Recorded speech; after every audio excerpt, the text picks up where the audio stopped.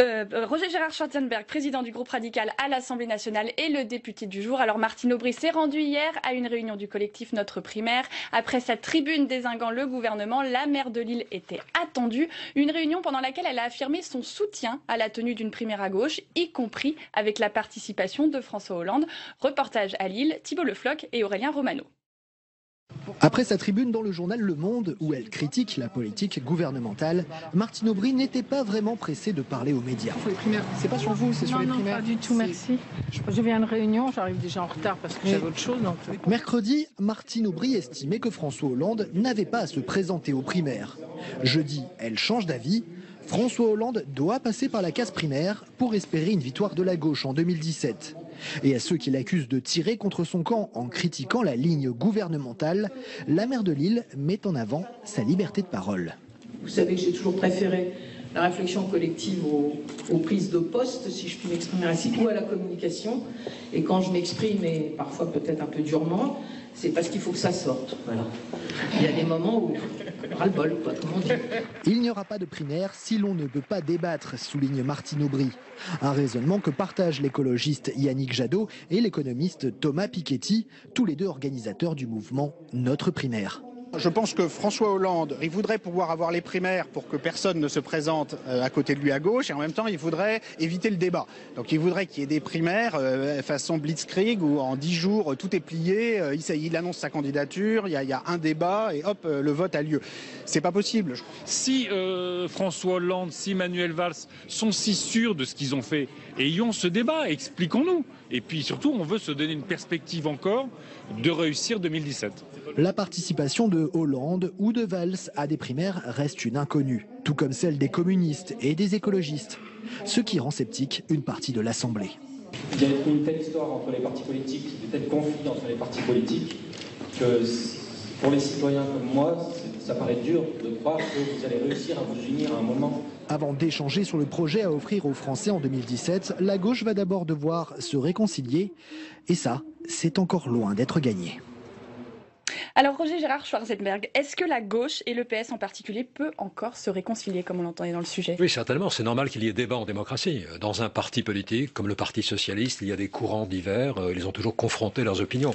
Vous savez, on a une vision de la Ve République qui est celle de la République gaulienne, je dirais, où le Parlement était une sorte de caserne, où les députés étaient considérés comme des godillots. C'est une époque révolue. Il est normal de débattre. À Lille, hier, Martine Aubry a réaffirmé l'utilité d'une primaire. Est-ce que le Parti radical de gauche doit y participer, comme il y a 5 ans? Très probablement. Moi, j'étais un peu un initiateur en matière de primaire. J'ai déposé une proposition de loi là-dessus dès 2006. Cela fait donc 10 ans. C'est un système tout à fait intéressant. D'abord, il démocratise la sélection du candidat à l'Élysée en l'ouvrant à tous les sympathisants. Il y a près de 3 millions de personnes qui ont participé à la primaire en octobre 2011. Et d'autre part, et surtout, c'est un système qui est organisé par plusieurs partis en commun, qui peut l'être en tout cas, et qui fait qu'il n'y aurait pas, dans ce cas-là, multiplication des candidatures au premier tour de la présidentielle, ce qui avait provoqué l'échec de Lionel Jospin au 21 avril 2002. Qui serait votre candidat en cas de primaire? Nous verrons le moment venu. C'était Jean-Michel Bailey il y a 5 ans, il est ministre maintenant, ce serait délicat d'être candidat contre... Ce n'est pas le problème principal, mais ce serait utile en effet de participer très légitimement à cette primaire quand elle aura lieu, comme le feront d'autres formations politiques. Est-ce que François Hollande doit s'y soumettre à cette primaire? Il est président sortant. C'est un peu sa liberté de choix, mais je préconise plutôt qu'il participe à cette primaire. C'est une occasion de se relégitimer par le débat interne aux formations politiques de la majorité, et en plus, c'est un peu la pratique aux États-Unis. On se rappelle peut-être, mais c'était il y a très longtemps, que quand Lyndon Johnson, qui était président sortant aux États-Unis en 1968 et qui envisageait de se représenter, il y a eu une primaire où Bobby Kennedy, qui était assassiné, malheureusement, en Californie, aux primaires de 68, a été candidat, bien qu'il y eut un président sortant. L'offensive de Martine Aubry est très forte. Est-ce qu'elle a un impact dévastateur contre le gouvernement? Mais dévastateur, je ne crois pas. Vous savez, il faut se réhabituer au débat, à la polémique, éventuellement. C'est plutôt très sain en démocratie. Elle a des mots très durs à l'encontre de la politique gouvernementale, de Manuel Valls en particulier. Oui, mais il n'y a pas une approbation systématique, inconditionnelle, qui est requise de l'ensemble des membres de la majorité vis-à-vis de la politique gouvernementale. Surtout, c'est la politique gouvernementale, comme en matière de droit du travail, devient la photocopie du cahier de revendication du MEDEF. Manuel Valls a riposté, a dit qu'il n'y a pas une once de proposition dans cette tribune. Écoutez, je ne suis pas Martine Aubry l'avocat de critique, Martine propose Aubry en rien. particulier, mais elle a eu le mérite, quand elle était premier secrétaire du PS, de mettre dans les statuts précisément les primaires, et c'est quelque chose d'assez important. Tout ce qui va dans le sens du débat est important. On ne peut pas, il faut garder une certaine mesure dans ce débat. Moi, je crois à la bonne foi totale de Manuel Valls et de François Hollande. En la matière, je parle du droit du travail, là.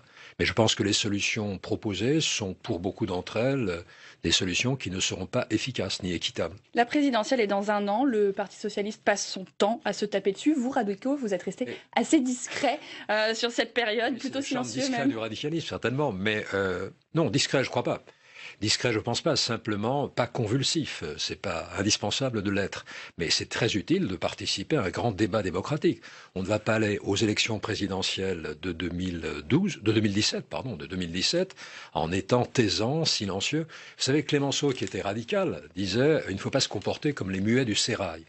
Il y a en politique ceux qui sont dans l'ombre, qui décident dans l'ombre. Ce n'est pas un modèle très démocratique. Il faut le grand débat public avec l'ensemble des militants et sympathisants. Alors le débat, il a lieu justement en ce moment sur un texte de loi, la loi El Khomri sur la réforme du Code du travail. Quelle est votre position, à vous, sur ce projet de loi? Très franchement à Myriam El Khomri, quand nous avons dîné ensemble l'autre mardi, pas hier, mais pas ces jours-ci, mais la semaine dernière, ce texte ne fait pas un équilibre réel entre la flexibilité et la sécurité des travailleurs.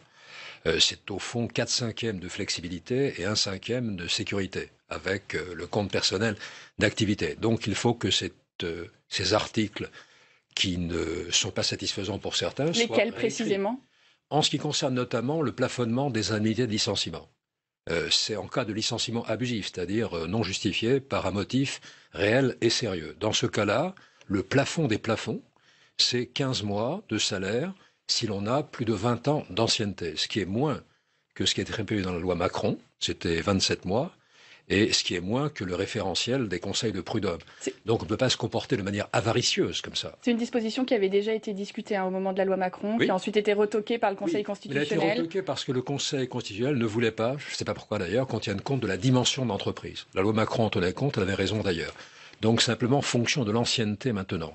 Mais c'est en dessous de ce que fait Matteo Renzi en Italie, c'est en dessous du référentiel des conseils de prud'homme, c'est en dessous de la loi Macron. Donc il n'y a pas nécessité absolue pour un gouvernement de gauche à se comporter de manière drastique envers les salariés. Ce n'est pas notre rôle, ce n'est pas notre fonction.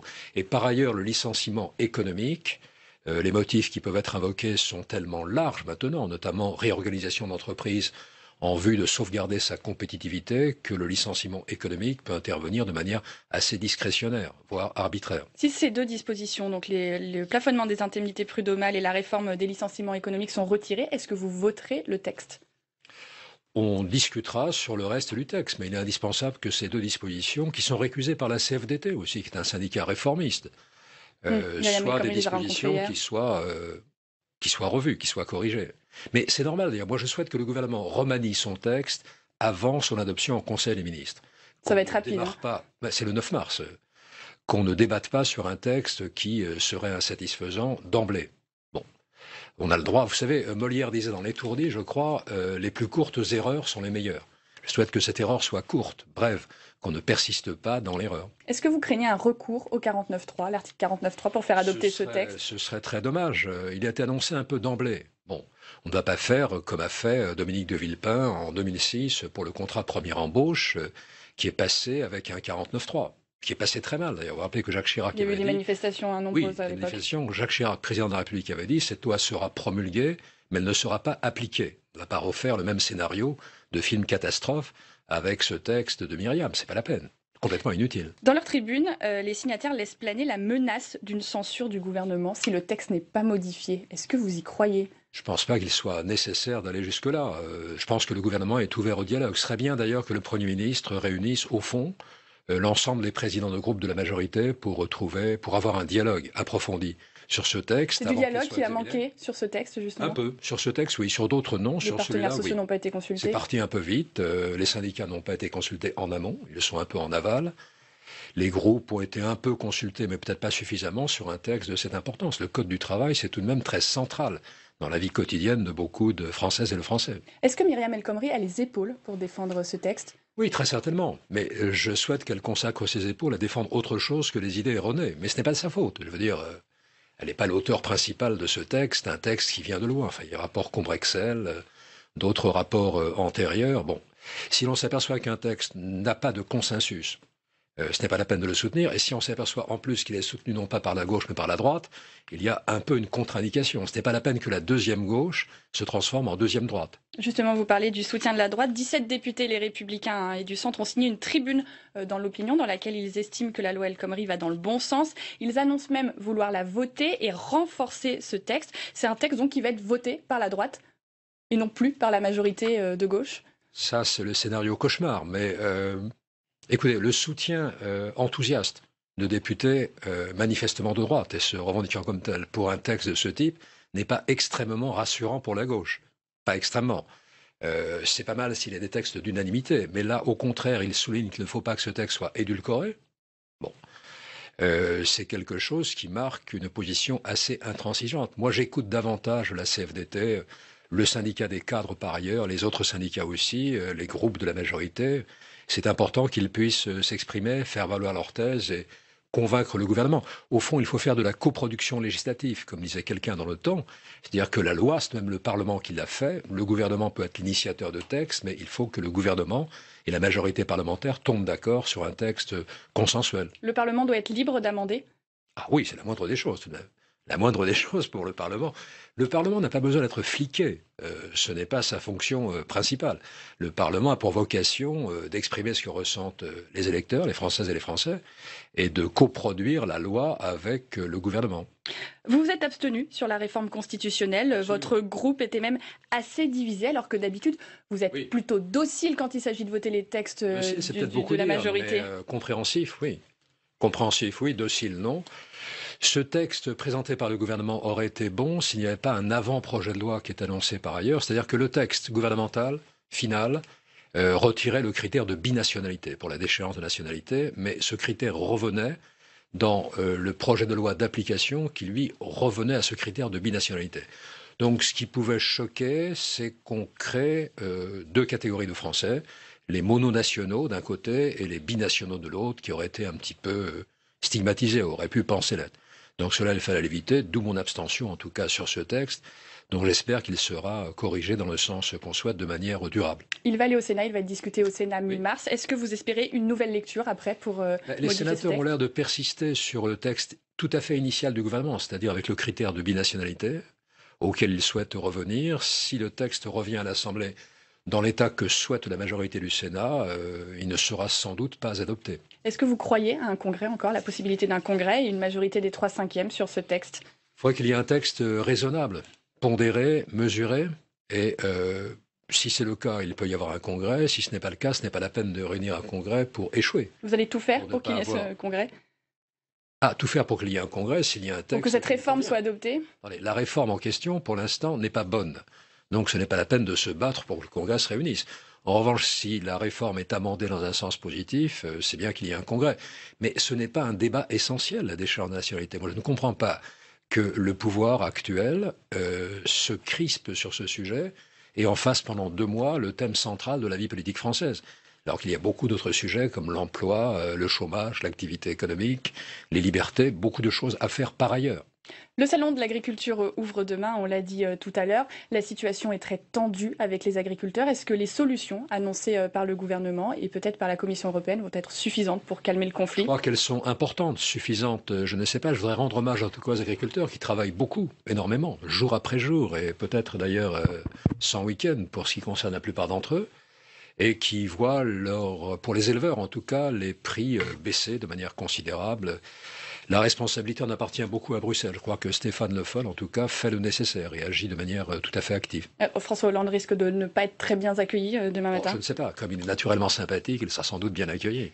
Les agriculteurs étant sympathiques eux-mêmes par ailleurs et naturellement bienveillants. Donc c'est un havre de paix qui se déroulera sans doute, c'est quand ? C'est demain ? Oui, samedi. Demain, l'inauguration du Salon de l'Agriculture. Un dernier mot, peut-être Roger Gérard Schwarzenberg, sur le démantèlement de la jungle de Calais qui a été confirmé par la justice. Est-ce que vous trouvez que le gouvernement gère correctement cette situation ? Écoutez, moi je souhaite vraiment, et Bernard Cazeneuve y veille, qu'il y ait un accueil qui soit vraiment réservé aux personnes qui ne pourraient pas rester dans la jungle de Calais. Il semble y avoir une disproportion entre le nombre de personnes qui vont être expulsées et le nombre de personnes qui peuvent être accueillies dans les centres d'accueil et d'orientation. Donc il faut veiller à cela, mais je vois que Bernard Cazeneuve fait le nécessaire pour qu'il y ait des conditions dignes et humaines de relogement.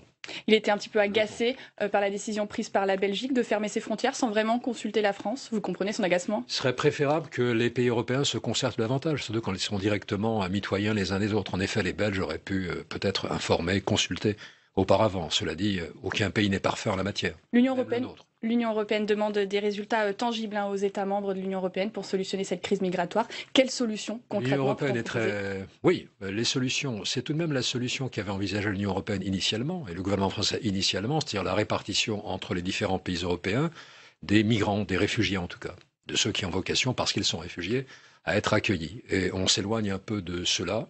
En tout cas, certains pays s'en éloignent considérablement, comme la Hongrie, la Pologne, qui versent dans le populisme et l'extrême droite de manière effrénée. Et quelle solution concrète la France peut-elle proposer, par exemple? La solution, ce serait une répartition en fonction des capacités démographiques des différents pays d'accueil des réfugiés. Vous êtes pour des quotas de répartition? L'expression quota est un peu difficile, mais en tout cas qu'il y ait un effort commun. Alors l'Allemagne fait un effort considérable parce qu'elle a une démographie qui n'est pas exactement la nôtre, c'est-à-dire qu'elle peut accueillir davantage de personnes que ne peut le faire la France, mais enfin, il y a là, de la part d'Angela Merkel, une démarche positive.